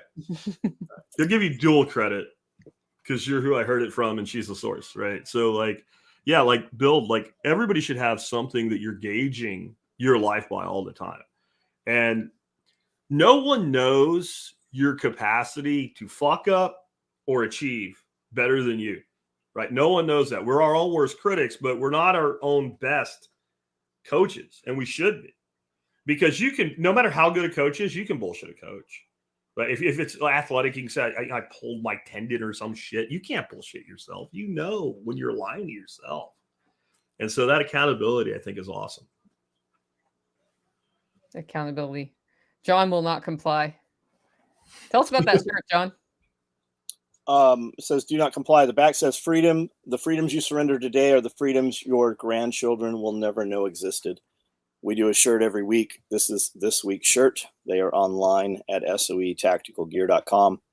Are we doing the go around thing right now? Is that what we're doing? Yeah, or are we still going? We're still going unless you need Got it. Yeah. No, I just saw that. I mean, that shirt is so simple and beautiful. We all wore different shirts today. Yeah. Jack, what was that planned community you guys were working on years ago? Perma Ethos. How much property was that going to be? The place we tried to do was 110 acres. Got it. It was never going to be what I wanted it to be at that location. It was a hybrid attempt that I let some people talk me into trying. I would actually love to do it as a real community. Doing it in a way that would really work starts to get into some interesting, complicated things with people like the FTC. Yep. So we're doing Homestead Apprentice, which kind of started as man camp. We were just going to have a bunch of, men and kids, women to come together and just teach people how to do basic things, change a tire, cook an egg, just stuff that kids don't know how to do. And Evan said, man, we should do that as kind of a tryout, a selection for apprentices, and then take the apprentices and turn them into employees. And that kind of has evolved into Homestead Apprentice, which we have the website and all the socials there for, and we've been shooting content for. But we're looking at running what's called the Gauntlet. We're going to bring in 50 people and just do a 3-day intensive selection, and then whittle that down to 2 12-man teams that'll come and actually live here for 6 weeks. And it's kind of be a cross between the apprentice, you're fired, and then the experts, and you'll be provided a lot of training. There'll be a ton of different training in there, and then as well as business development, right? People kind of gravitate to the things they want to do. That's what I was really talking to Salatin in the interview about and he says, we don't push people into these jobs. They kind of select the job. So for instance, I use eggs as an example, right? If somebody really likes taking care of the chickens and gathering the eggs, that's cool. how do you make money off of that? We can put a road stand out there, but how do we bring more people? How do you market that? How do you advertise that? How do you monetize that? How do we now take that outside of the immediate, 5-mile area? And that's what we want to develop. And then take those last people standing and provide jobs for our companies that are involved in this. Radio Made Easy, Special Operations Equipment, Hauler Roast. And then as well, give them a piece of property. What we're looking at is a 10-acre property right now. And then the winner, the primary winner, will be given an acre on that property, and that will be his property. And then when we run the second class selection homestead apprentice, we will use that workforce to develop the common areas on that 10-acre property, pond, water catchment, whatever, and then kind of go from there. So we're just working on that. We've got dates on there. We're taking applications, video applications for people interested right now. But anybody interested in that, you can see it at homesteadapprentice.com, and then all the socials there also for that. Yeah, it's coming fast. That's badass. It is. It's in May. May is almost upon us. Yep. When I originally tried to do my vision of this, we had found like a 500-acre property. I remember. And it was very affordable for what it was. And I put out some feelers, and I had about $4.5 million worth of pledged capital in about 48 hours. And then fortunately, or unfortunately, depending on how you look at it, I went and did the first permacultural voices as a speaker. And a guy that worked for the FTC came up to me and said, if you do this, they will put you in prison. He didn't say they might. And he said, like, I'm not here to rain on your parade. I love what you do. I've been listening to you forever, but this is who I work for. And it's not if, it's that they will put you in prison. And then I had a whole bunch of monkey fucks in my audience. Like, you should do it anyway. Well, that's really easy for you to say, right? Like, are you just going to be afraid of them? Well, in some instances, like, if it's a thing that if I do this, then this will happen, and I already know that, and I do it, you're going to be the first person to tell me I was a dumbass for doing it after I do it and go to prison. You're not going to be there helping me out. Not that you put in. The execution of the federal search warrant won't be on their premises. No. He's like, yeah, they'll put you. You're a public personality. You cannot raise funds this way. We're looking at it as we can find people of like mind that we want to invest time and money and effort into. Yeah. And also bring people into the community to build the community, right? Yeah. We have the footprint, we've got the attention. Now let's find the people that match, because I say often, I used to jokingly say, I'm like, I don't need to know that guy's name for 90 days until they've given him a nickname, because people they'll come in and put the best foot forward. They'll do everything to get the position and then do nothing to keep the position. And a lot of those people, I really believe if you're not growing, you're dying. And if you're dying, you're necrotic, and that infects other people. So you really don't know what you're dealing with until you've been through some hardship together and put forth in sweat and blood and actually developed and built something together. You really have no idea, because nothing is pressure tested anymore. Yeah. FNG, right? That's that person, and they got to be that for at least 90 days. At least 90 days. You're the FNG. And if you don't know what that is, look it up. Yeah. But you're not going to say it live on the internet? No. There's plenty of guys that make it through special operations selections for every group, and then they get peered out, right? They might make it through SQ2, and they might have made it through all the buds phases and everything, and then get to a platoon, and you can still be peered out by your peers. Yep. That's solid, though. Yeah. Jack and I were in a highlight war. Yeah. That's why I always do this. Yeah. I like what you're doing. I think the smaller approach is probably a good idea. I think I tried to bite off a lot more than was probably going to make sense at the time. And it may be a blessing that we didn't actually get it done at that time. I don't know that I was ready to do it. I do know if I ever do something like this again, when we did do it, we did it in West Virginia. If I cannot get out of bed at 6 o'clock in the morning, and by 10 to 11 in the morning, step foot on the place, I will never do it again. Yep. That if you're going to put your name on something, you have to be able to completely take command of it whenever necessary and make hard decisions. And this is what I've learned. People say, well, you can do it remotely. And, no, you can't, because people will lie. So I'm not going to get into the gory details of it, but I had in that situation 2 people that were supposed to be working together, giving me completely different stories. And until I had them both report to me every morning like children, which I don't ever want to do again in my life, I wasn't able to get those stories consistent. When they realized that I was doing it to both of them, which took them about 2 weeks because they were both a little slow on the uptake and didn't realize that the other one was doing it too. And that started to give me a clear picture of what was going on. And then I was able to take corrective action, where if I had been there, I'd have been like, you're both full of shit. Go do it now. But I couldn't do that because I didn't really know. And you don't want to be that person when you're wrong. It's okay to be that person when you're fully informed, but when you're wrong, you damage relationships with people that work with you and for you in ways that you can never repair. So you have to be very cautious about taking that hard line, but you have to be able to do it when you need to, if that makes sense. You have to be present. I mean, I got a building right up the road. It's literally a quarter mile up the road, and we had thousands of animals there. And I had 2 full-time guys taking care of reptiles. And if I didn't go there every week, and it really needed to be every other day or so, you would go in there and find, we were breeding, rats. We were producing 200 rats a week. And you'd go in there and find flooded trays, and you'd find water, 5-gallon hoppers up top with no water. If I'm out of water in a 5-tray stack, that means they haven't put water in that thing in 2 weeks. And these are high paid, people who have they seeked me out to do the job, right? I wasn't like, will you please come take care of these animals? These are like legit, like zookeeper type people.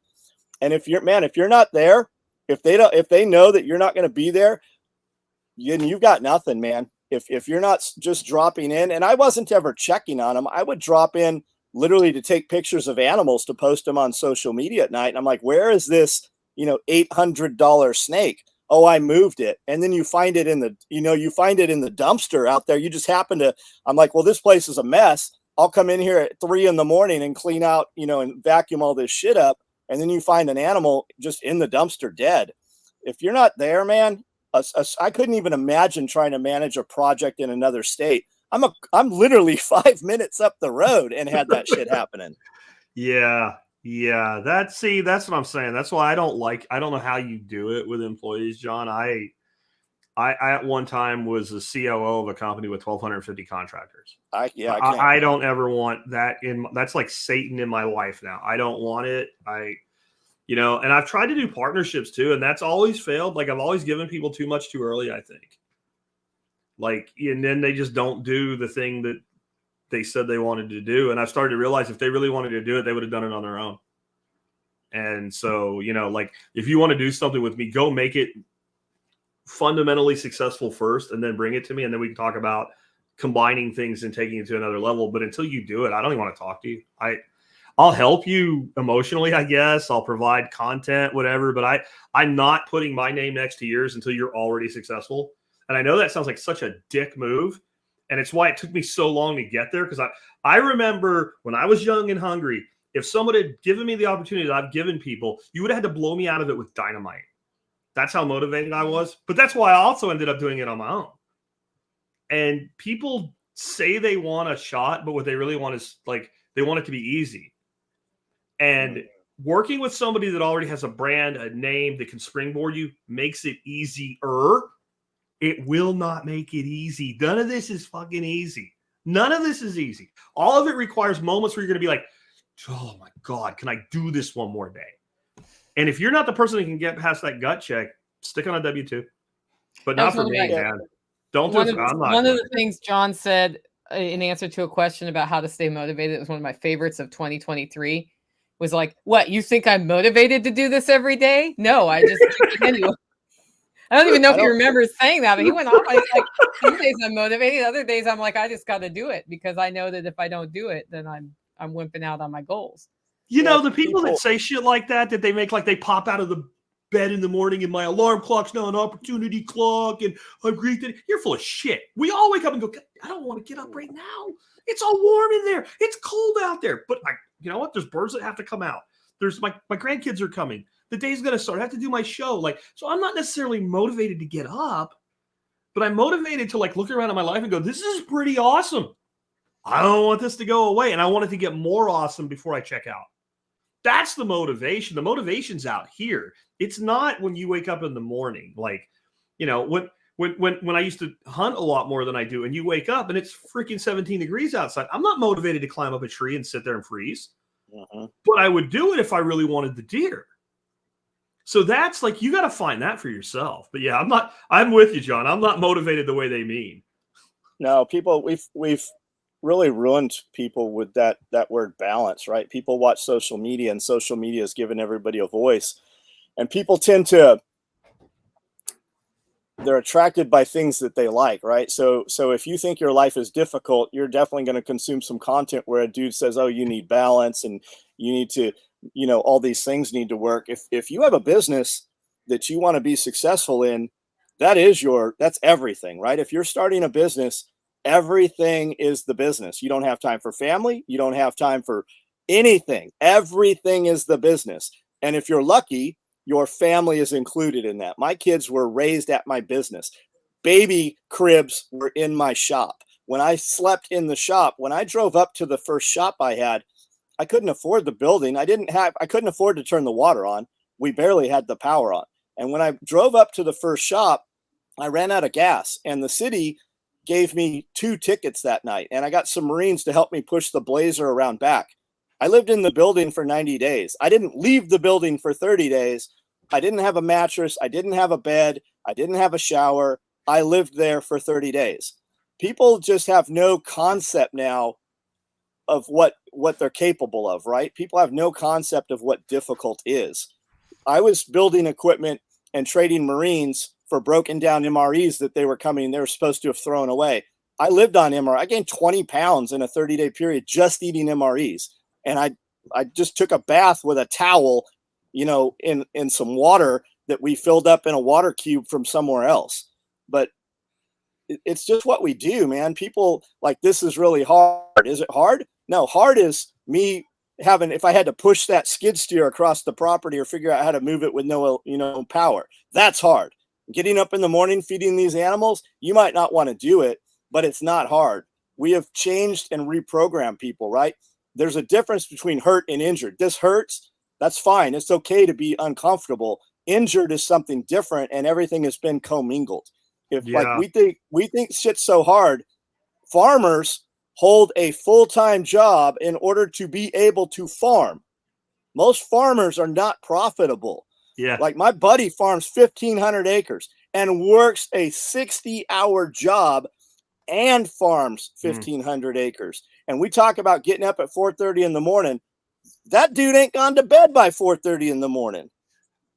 Like, you got 5 thing, though. This is like, if YouTube existed in the 70s, there'd be 3 50-year-old people saying the same shit we are right now back in 1975. Yep. It's not really that this is new that people don't want to do it. It's that there's only a small segment of people who will. And that's your opportunity. Because when you were telling that story, John, I was remembering it was either like Harvey McKay or Zig Ziglar or something back when I was in like car university, when I was traveling for my first sales jobs, and I would listen to stuff like that over and over again. I remember one of them told a story about this dude that came from Vietnam right at the end of the war, right after the fall of Saigon, and his uncle owned like a whole bunch of donut shops, and his uncle said, I'll give you a job working in one of the donut shops.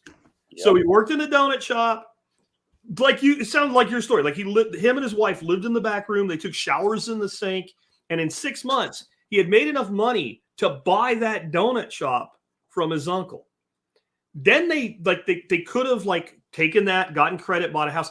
They lived in the donut shop for another 1.5 years. So 2 full years of living in the back room of a donut shop, living on leftover donuts, like your MREs. And then they bought their first house for cash somewhere in like the mid-late 70s, which was not a great time to buy a house. For all people, it's so hard to buy a house. You go talk to your grandfather who bought one in 1978. Okay? Yeah. Go talk to somebody who bought a house in 1981 about how hard it is now.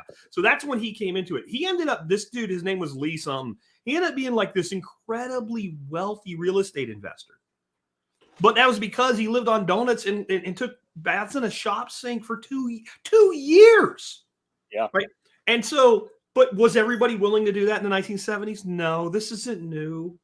This is the same thing over and over and over again. There's people who will and people who won't. And if you're somebody who will, then you have an advantage. And if you're not somebody who will, then you do have one play left, and that is you can become somebody who will. You can motivate yourself that you want things to be better in your life enough that you become somebody who will. You'll notice that Nicole and John and I, we will motivate you, but we don't use flowery language. If I believe it, I can achieve. We don't say crap like that, right?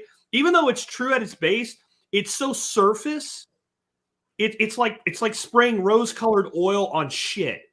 It's still shit. You got to move the shit pile or compost it, right? You got to do something with it. You can't just spray it with some Febreze and expect everything to get better. And like, I think it is worse today, though, to your point, John, because of Instagram and TikTok and all, because all you have is all these influencers constantly showing the best of the best. They never show some do, but most, they never show failures. They never show misery. They never show anything that goes wrong. Everything's always heart, hands, and beauty and perfect people reading books in their freaking tiny homes or whatever. It's all bullshit. Like, everybody that got where you want to be suffered. They suffered to get there. And if you want to start telling me, well, what about the kid that inherited? Shut up. I don't give a shit about the kid. Are you him? No. Are you that kid? Up. And shut up. And are you really trying to be the son of a Rothschild? Or the people that you really want to be like are the ones that you actually do see? They all. And if they didn't suffer, if you didn't suffer because they inherited it, somebody in that family at some point suffered to create that generational wealth. You want it in your family, you have to suffer. And that doesn't mean, be hung from a tree and be flailed. What it means is you have to be willing to go through the kind of shit John was talking about. It's funny because I think this comment is meant as sarcastic. John has the voice and temperament of an angel.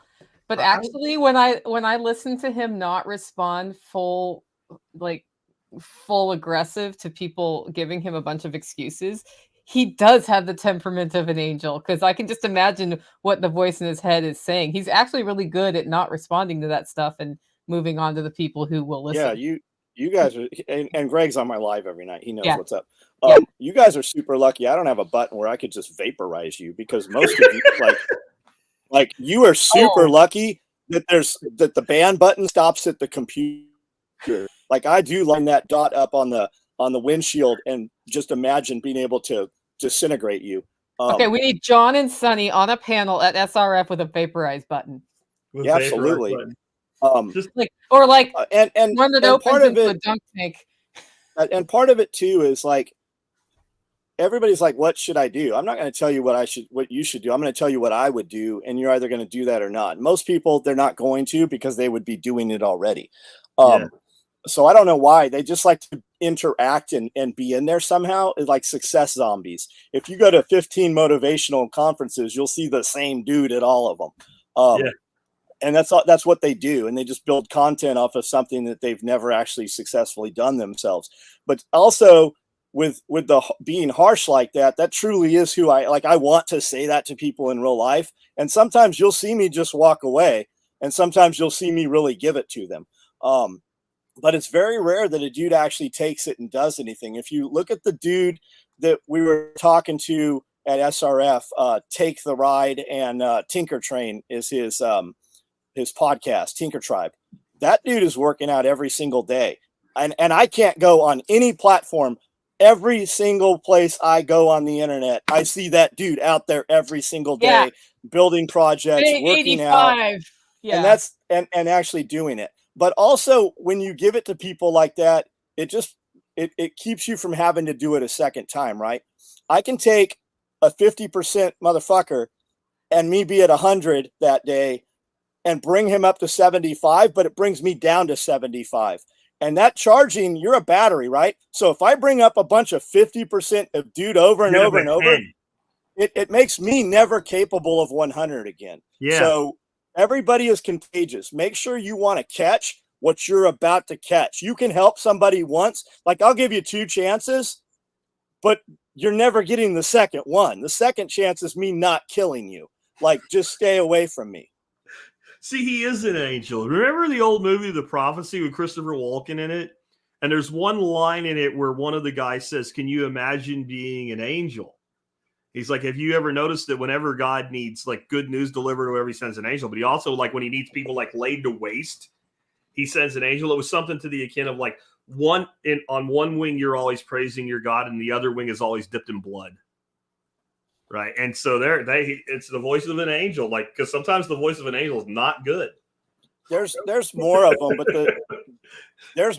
but the only two off the top of my head is that guy Take the Ride and Evan Dixon right there, Radio Made Easy. He was standing at one of the I think the first SRF, and I have a bucket full of radios. Of course they're unprogrammed and none of them will communicate with each other. And people kept pulling him out and going, how much for this? How much for this? Well, we weren't selling radios. They were finding them like under some shit in my personal workspace. And Evan's like, hey, I have an idea. I think I should sell radios already programmed. And I'm like, yeah, that's cool. You won't fucking do it. Like I don't know if I heard it. I don't think I heard his feelings, but he actually did it in a huge, huge manner. And Evan has put himself places in business that he's brought me access in business that I didn't have access to. You know, you're not going to hurt somebody by telling them no, you won't. That made me think of long ago. I had John Dowie, who did the microgreens thing and all successfully at one of my workshops. He did like classes every day of the event. He did like 3 separate classes, went through everything, how to find customers from the grow to the marketing and back again. And he had tons of people walk up to him and go, I'm going to do that. I'm going to do that. And every single one would walk away and he'd go, no, you're not. But he never said it to them. One dude, this Hispanic dude named Roger, he's like, no, you won't. He was the one that did it. Yep. He was the one that he told to his face, I don't think you'll do it, was the one that went out and did it. And he hooked up with another guy here. They built a farm together down by Austin. They built like an FDA approved like processing room. They've been successful, but he was the one told, no, you won't. So I think that people, and I mean, not most people, I think there's people when they hear me speak like that, they take it in a negative personal manner. And really the way you should take is that I cared enough to actually give you that. I was sitting in a Perkins restaurant, the one and only time I've ever been in one. And there was this goofy kid in there. And I'd made a video about it when I left. And that kid, there's a lot of, cute little waitresses around and they're texting and just giving shitty service. And this goofy kid was the only one giving any good service. And when I left, I go, you could have any one of these could be your girlfriend. Whoever they're talking to, they're not here with them. Like you could have any one of these and you could change the way you look. And I just, a couple little sentences and I left and I talked about it on a video. And my buddy, Justin Souders, hit me up and he's like, why didn't you arm that kid? Why didn't you give him the real information? And I go, I don't know, man. I don't know why I didn't. Like it was one of those things like in a movie where you're in the elevator with Tony Robbins. I truly believed that with 5 minutes with that kid, I could have completely changed the direction of his life to this day. This was during COVID, I think was when this was. And Justin reaching out, he's like, hey, why didn't you unfuck that kid? And I'm like, I don't know. And I regret, I'm talking about it right now. I regret not changing that kid's life. And that's when I tell somebody, I'm like, you won't fucking do this. You're so full of shit. That's me taking that step because I want you to do it. And if you just react even a little, I'll be there for you. Like I can help you change the direction of your life, but you have to I've put too much time and energy and money, and literally it destroys me when I build somebody and think that we're going in a good direction and they fuck it up. It really eats on me, and it really does take away part of my life force. Yeah. I got to a point where I started feeling like I wanted it more for them than they did for themselves. And that was cancer. Yeah. I get an email or 3 a week that are kind of in that kind of tone in my response. And, 1 out of 3 will email me back all but hurt and angry about it. I was like, you're lucky you got a response. Yeah. I cared enough to tell you I thought you were full of shit. Yep. And I told you were full of shit because 1, I believed you were. And 2, I thought you needed to hear it. Yep. And every once in a while, somebody surprises you and comes back around 6. Thank you so much for telling me I was full of shit. I was full of shit. And I dumped the shit. And now this is what I'm doing. And then you're like, okay, I just got a payday. I don't think people really understand that. Like when you do what we do, like that's your big payday. When somebody says, I have this business, I'm doing this, whatever. I just bought my first house. I paid off all my debt. That's when you're like, fucking hey, like this is worth doing. Yeah. Yep. And that's why I don't do weekly coaching calls with people. Weekly coaching calls are an excuse. but we do the we just did with. Do you remember the girl at SRF, the lady who was super cheery, but also Yeah, hella smart, Willow? sunshine, Yeah, the yeah. sunshine. We did a roundtable with her in December, brainstorming ways to monetize. And before she jumped on that, I asked her about 10 questions, and she did like a 5-page document. Like, she really answered these questions. So we knew, like, she spent a lot of time before that, invested time coming up with concepts. And then she left with commitments from people who were in the live stream who would help introduce her to people like funeral home directors and that sort of thing, which makes sense if you watch the video. That kind of thing I think can be really helpful, especially if the person does the work before the accelerator. If they don't, if they just walk up there unprepared, then you already know it's going to fail. But I gave her 20 minutes right out in front, and we said the same thing. I'm like, you have to monetize this. You have to do social media. You have to mon it. But I don't know what my product is. I'm like, you are the product. Like, you are the product. Like, and like, we just kept going in circles. And I finally walked away. I was glad to see that she actually did something on your show. But that's the thing. You are the lead singer of your band. Motley Crue sells what? Pictures of Dee Snider and music. You are the lead singer of the band. I don't think that's right. What? I don't know. I don't think Dee listen to Snider's in Motley Motley Crue. I think Dee Snider's Twisted Sister. You're absolutely right. I should know that too. I was he's wondering here if I in had a brain Nashville. aneurysm or something. But Yeah, okay. he was awesome in the hearings. Yeah, you're right. But your point's Vince valid, Neil. right? Your point's Vince totally Neil. valid. But I literally was like, wait a minute. Yeah. Did I miss something? What is the lead singer of Motley Crue now? Like, it Yeah. went away when you said that. Dee Snider killed Tipper Gore in those fucking congressional hearings. Vince something. Vince Neil. Vince Neil. Okay. I want to say that, but it sounded wrong. You He looks like my a giant. Yeah, he looks like a giant food blister now. Those are he looks old memories. I was smoking pot in high school when that was. You do have a freakish memory for detail from the 80s and 90s. Yeah, well, yeah. But that was Dee Snider is. I've seen Dee Snider several times. My friend Chris Barrett owns some gun shops and stuff, and Dee Snider's been out there a lot. He's very, very pro freedoms, and he just seems like a good dude. He also cameoed in Cobra Kai, so you got to give a guy that, right? You know. So yeah. The people that will do something when you give them the hard side of it. When you were talking about it, John, what made me think of was like if you were running like a drug and alcohol rehabilitation clinic where people come in to get clean, you get 3 different kinds of people that come in that door. You get the person that we can help, and that's the person that says, "My life sucks. I need to do something," and they intentionally go. You get the person who is forced into it, and unless something magic happens, they're going to in the relapse. And then you get the person that like wants everybody to shut up, so they say they are going, and they show up and say, "I'm here," but they're not really there. Yep. And it's only the first one, and it's not that the other 2 can't be helped. They have to somewhere in that journey transition to realize, oh, I really do need to do this. And you almost have to go at building something beyond a job as like you're becoming like you're going through getting off being an alcoholic, because you've been conditioned your whole life to think in a way that fundamentally cannot work as an entrepreneur. I don't know if you've noticed this, Sean, but employees have a tendency to think that companies just have money. Right? Yes, they do. If you own a company, you just have money to pay them with, right? Like there's this box of money that just has salaries on it, and that box is always full. And no matter what happens to the company, that you can still get paid. So they don't take any vested interest in like the company being profitable, so they can keep their jobs. And so that mindset has to die. And so if you think of anybody with like a dependency program, there's a piece of them that they've created that needs to die, and they have to be reborn in a way to get clear of that. I think to go from an employee mindset to a true entrepreneurial mindset, and the longer you've waited, the harder it's going to be, right? The guy that's been an alcoholic for 20 years, it's a lot harder to get through the 12-step program than who's been an alcoholic for a year. And so like you have to let some old piece of you die. And this is the funny thing. No matter how bad that thing is, you're attached to it and you don't want it to die. You don't want to let go of it because then that means I can never, like people that need to quit drinking, like, but that means I'll never be able to drink again. Well, maybe you can't.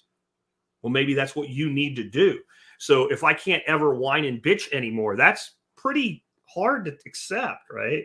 Well, you can still whine and bitch. You just can't use it as an excuse anymore. You can bitch while you're doing the work.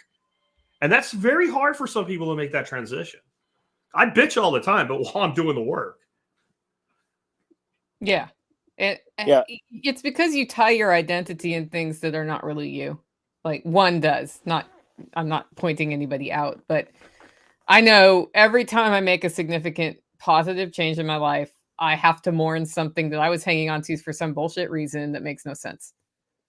And that goes from changing how I eat to deciding to build holler roast despite the economy being kind of crappy. Like we're right there again. I think we're gonna have a hard year.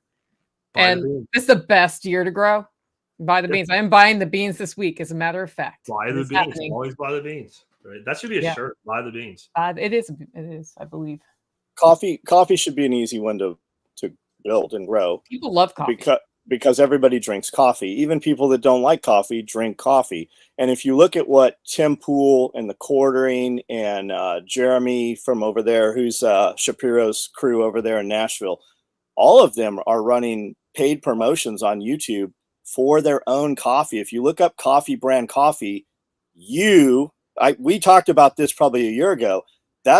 We need to figure out how they're doing that shit. How is it that every damn video I pull up on YouTube, I get a fucking paid advertisement for some food company? That might be the best. Like, I see it so damn often, I'm never buying your shit. But the coffee companies, man, just figure out what that paid click-through promotion is and do that shit. And when you have too much, just turn that promotion off. But if you are not sure what to do and you want to be involved in our industry or gun industry or whatever it is you like to do, figure out how to do the money-making side, the backside of social media, and you'll be accepted and welcomed in, and people will give you a percentage of the money you make. If you're sitting around like, what should I do? Do that. Figure out how to get promotions for podcasts, how to get affiliate links, and then bring that to people who are too busy doing their shit and go, I can get you these 5 companies. This is what your potential to make. I want 50%. I want 30, whatever it is. You're not wrong. Figuring out how to target on YouTube was not hard, by the way, because we did that with the Joel Salatin videos for SRF. It took 2 weeks to figure out. But learning how to sell is always the thing, right? In case anybody cares about that targeting. It's actually, I would say YouTube has the best targeting tools out of any of the Really? Yeah. Maybe you should sell how to target. Oh, that's a great webinar idea. For this year. I need 12 webinars, so we'll do that would be a good one, because no matter what you're teaching people, if they're going to monetize it, they need to know how to do that. You know something I don't. I haven't really got into targeting YouTube ads at all. It's a royal pain in the neck to use their interface, but once you get past the royal pain in the neck part, actually there's some pretty good ways to target. I haven't used pay-per-click on Google forever, but it used to be the best. It took months. Yeah, and Facebook really messed theirs up. Like that whole meta thing, it's terrible now. Yeah. I hate it. Somebody else is probably really good at it, though, listening to this going, Nicole, it's so easy. I'm like, yeah, reach out to me. But no matter what, learning to sell is the thing. Like people say, what's the hardest part of farming? The answer, if you really know it, is selling the food. I can grow food, but you got to sell it to somebody. Or it tends to like rot and then become worthless. Right. That's why so many farmers farm commodity. They have a guaranteed place they can dump it, even if they don't make money on it. They know they can get paid for it. And it also can sit in a silo for a couple of months if it needs to. But if you're growing lettuce, right, or if you kill the pig, you got to move the product. And that doesn't change business to business. John can sew his ass off. He can get other people to sew their ass off. He can make all the equipment. What makes SOE successful is people buy it. Right. And what makes people buy it is his personality. But he sells it with his personality, right? People can, and like literally the formula is right there. You just watch it. You do it too. Yeah. But that takes discipline too. And I think that's the part for me. It took a long time for me to get over my hesitation to like to do the same thing all the time. Yeah. But that's what it takes. Yeah. It sometimes it takes clearing the way too. Like when you ask me what my goal was this year to build this educational platform. I had to change the podcast schedule. Yeah. I had to do it. Like, I can't do 5 shows a week, every week, and build a platform for education. I got to a point where I'm like, if I'm ever going to do this, I have to readjust my workflow. And if I don't do it, then I can sit around and bitch about it. And then I'm doing the same thing I tell everybody else not to do. And that's one thing, like, those of you who have gotten successful, you have to be careful of. Once you're successful, it's easy to not grow because you're comfortable now. Yeah. How long are you going to sleep on the floor in the back of the donut shop? I'm done sleeping in the donut shop. I mean, for me, it was sleeping in the back of a pickup truck. I'm done doing that. But I think there's a value in maintaining a small level of discomfort in your life so that you don't get too comfortable. I 100% agree with that. Discomfort leads to action, which leads to making yourself better. Okay, well, we're coming on 2 hours, guys. I think it's time to go around the horn now that John's back. So, Jack, why don't you start? I am Jack Spirko, host of thesurvivalpodcast.com. Also available if you're too lazy to type out all those nasty letters at tspc.co. If you go there, you'll see that we've been podcasting for 15 years. We have over 3,300 plus episodes, and there's probably something there that you want to know about. We talk about everything from good old-fashioned prepping and guns and tactical stuff like that to gardening and homesteading and permaculture and entrepreneurship, investing, etc. It's all available again at tspc.co. I am Nicole Sauce from the Living Free in Tennessee podcast, Holler Roast Coffee, and Self-Reliance Festival. That's 3 things to type out, but you don't have to. Go to NicoleSauce.com if you find out about any of those things. Awesome premium craft roasted coffee, a super event that we do with John Willis twice a year, and a podcast that'll keep you motivated. That's all over at NicoleSauce.com. You can get to all of them. Or, of course, with the podcast, you can use your podcatcher on your phone and search Living Free in Tennessee, and it comes there. Plus, we do the Tuesday Live every Tuesday, usually at 12:30, except for this one at 9:30. John, why don't you close us out? SOEtacticalgear.com. We make nylon tactical gear, a lot of lifestyle gear as well. We do a different t-shirt every week, this kind of stuff. I do a live every night at 9 o'clock on my YouTube channel here. I've got 2 video podcasts that go up that we do every week. And then we're also on Patreon. Make sure you follow Homestead Apprentice on Instagram, TikTok, and YouTube if you would. And follow that program. We're going to kind of do a TV show and show you as we go what that looks like. So even if you've already got your stuff set and you're not participating, there's still, jump in there, follow us. I'm sure some of you will have something that we can actually implement in there, as well as have you out to some of these events, even if you're not a participant. So if you would follow that and help us drive that program, and we will see you guys tonight at 9 o'clock on YouTube. Awesome.